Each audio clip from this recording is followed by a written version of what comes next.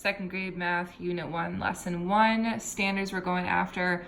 Previous standard from the last grade level. This is important to note because our friends are coming in a little bit further behind than I think our friends from last year.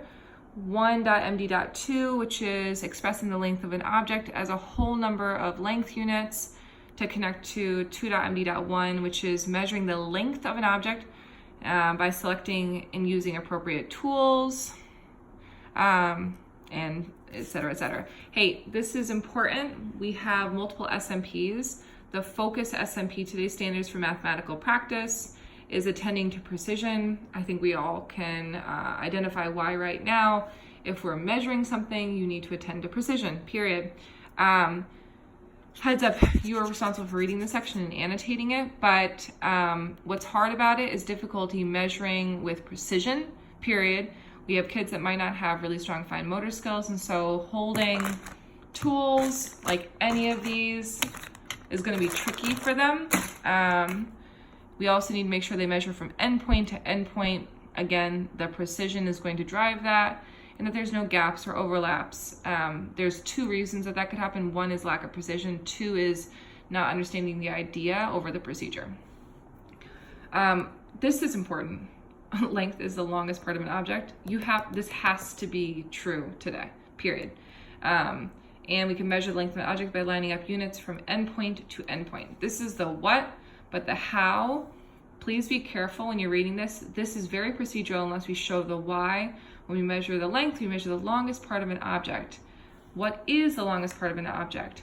When I look at this candle, the longest part of the object is from the lip to the lip, not the height.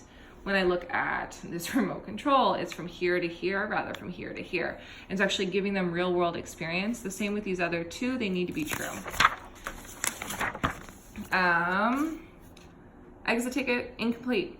I'm not sure what to say about that. I think that we as a team want to come together and identify how we want them to annotate.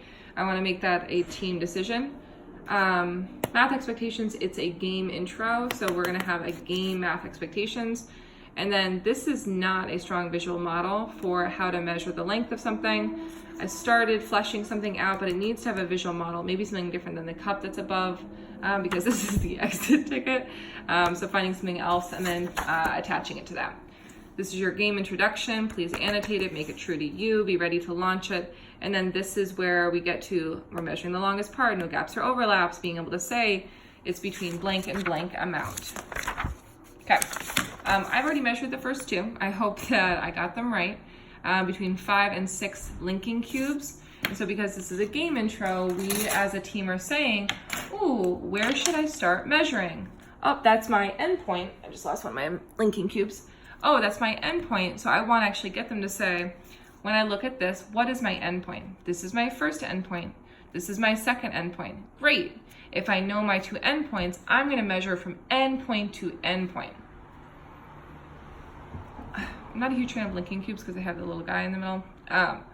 Great. Now, using my linking cubes, I'm going to continue to measure until I get all the way to my other endpoint.